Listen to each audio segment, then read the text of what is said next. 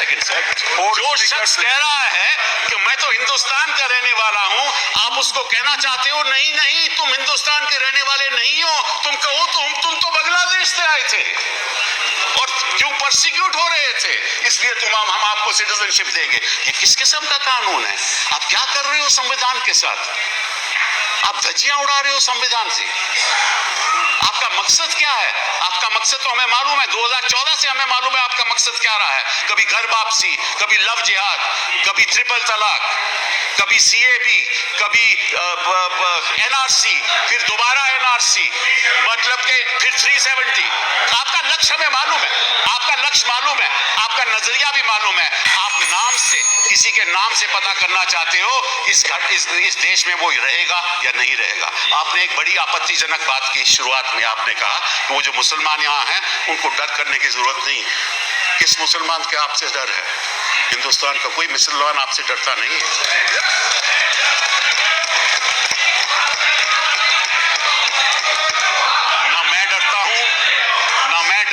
जहाँ इस देश के नागरिक डरते हैं, ना कोई मुसलमान डरता है। डरते हैं तो हम संविधान से डरते हैं, जिसकी आप धज्जियां उड़ा रहे हैं।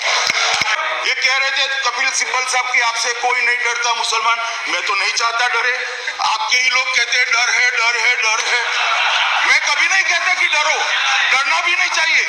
इस देश के गृहमंत्री पर सबका भरोसा न होना चाहिए, और मैं कहता हूं माइनॉरिटी को जरा भी चिंता मत करो। और इस बिल के लिए भी मान्यवर, इस बिल के लिए भी कहता हूं कि ये बिल भारत में रहने वाले किसी भी माइनॉरिटी को और विशेषकर मुस्लिम भाइयों बहनों को जरा भी नुकसान करने वाला नहीं, क्योंकि ये बिल सिर्फ उनको नागरिकता देता है, किसी की नहीं छीनता है।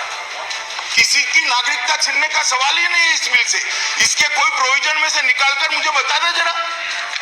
किसी की नागरिकता नहीं छीनने जा रहे हम जो वहां से बेचारे वो शरणार्थी आए हैं उनको दे रहे हैं। इसमें भला भारत के मुसलमानों को क्या आपत्ति होगी?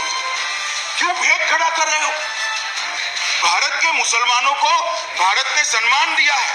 बाद में मैं आता हूं नरेंद्र मोदी सरकार ने भी क्या किया है, मगर हमने सम्मान दिया, उनको डरने की कोई जरूरत नहीं है। मान्यवर, इनके नागरिकता को कोई असर होने वाला नहीं है। ये तो वहां से जो प्रताड़ित लोग आए हैं, हिंदू है, सिख है, बौद्ध है, जैन है, क्रिश्चियन है, पारसी है, उनको नागरिकता देने का सवाल है, किसी को हटाने का नहीं। इसलिए मेहरबानी कर पॉलिटिक्स करिए, परंतु पॉलिटिक्स कर देश में भेद खड़ा नहीं करना चाहिए। मैं आज मन से आपको अपील करना चाहता हूं कि बड़े संवेदनशील मामले होते हैं और ये जो आग लगती है वो अपने ही घर को जलाती है, इसलिए इस आग से किसी ने खेलना नहीं चाहिए। मान्यवर, 25 नवंबर 1947 कांग्रेस पार्टी के एक संकल्प को मैं पढ़ना चाहता हूं जो कांग्रेस पार्टी ने अपनी कार्यकारिणी में स्वीकार किया। कांग्रेस पार्टी पाकिस्तान के उन सभी, अब शब्द प्रयोग सुनिएगा मेरा, गैर मुस्लिमों को, मैं तो गैर मुस्लिम भी नहीं कहा, ऐसा कहा कि हिंदू, सिख, कांग्रेस पार्टी पाकिस्तान के उन सभी गैर मुस्लिमों को पूर्ण सुरक्षा देने के लिए बाध्य है जो उनके जीवन और सम्मान की रक्षा करने के लिए सीमा के उस पार से भारत में आए हैं या आने वाले हैं। अब साहब, आप कांग्रेस पार्टी के रेजोल्यूशन को भी नहीं आपने तो नहीं माना, हम मान रहे, हमारा विरोध क्यों कर रहे हैं? मैं सोर्स कहता हूं, भारत का स्वतंत्रता संघर्ष, selected document and sources by Jagdish Sharan Sharma, volume 3, पृष्ठ नंबर 835, पार्लियामेंट की लाइब्रेरी में है, निकाल कर जरा कर ले। दूसरा, बैठिए जरा। दूसरा, महात्मा गांधी जी, जिसको इस देश का हर नागरिक मानता है, हर नागरिक मानना भी चाहिए, हम भी मानते हैं, हम भी मानते हैं। उन्होंने कहा था 26 सितंबर 1947 में एक प्रार्थना सभा में माइक में खुलेआम यह घोषणा की, पाकिस्तान में रह रहे हिंदू और सिख, सिर्फ हिंदू और सिख, दिग्विजय सिंह जी, सिर्फ हिंदू और सिख, यदि वे वहां नहीं रहना चाहते, वो निसंदेह भारत आए, भारत सरकार का दायित्व है उनको स्वीकार करना।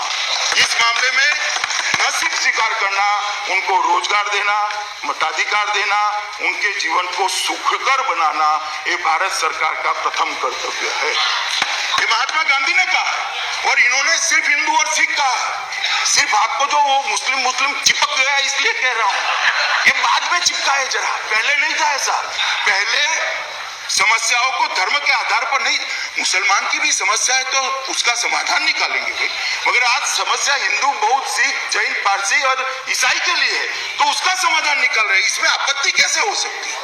मान्यवर, मैं फिर से कई सदस्यों ने कहा है, डॉक्टर मनमोहन सिंह बड़े वरिष्ठ सदस्य, देश के पूर्व प्रधानमंत्री यहाँ बैठे, उन्होंने भी इसी सदन में कहा था, विपक्ष के नेता और असम के सदस्य डॉक्टर मनमोहन सिंह ने कहा, महोदय जब मैं इस विषय पर बात करता हूं तो मैं हमारे देश के विभाजन के बाद शरणार्थियों के प्रति बर्ताव के बारे में बताना चाहूंगा। अल्पसंख्यक मतलब वहां के जिसमें मुसलमान नहीं आता है, अल्पसंख्यकों को बांग्लादेश जैसे देशों में उत्पीड़न का सामना करना पड़ रहा है और अगर हालात इन लोगों को मजबूर करती है तो हमारा नैतिक दायित्व इन अभागे लोगों को नागरिकता प्रदान करना है।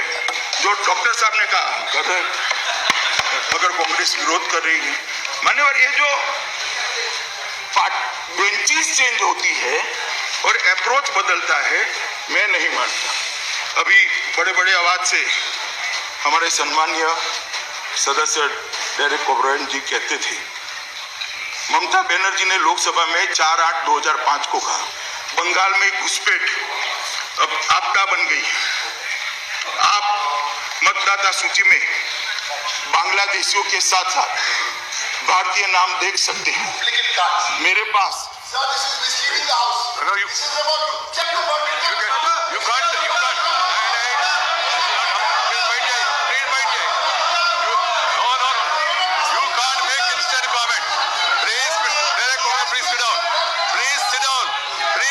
This will not go on record.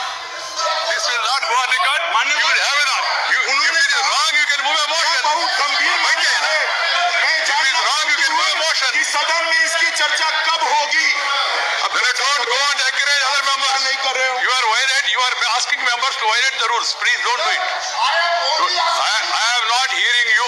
I have not permitted you. Please sit down. Please sit down.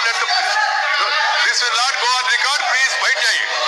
आप बैठ जाइए. You can give a notice if something is wrong has been quoted. No. You please carry on. Home Minister, carry on. Home Minister, carry on.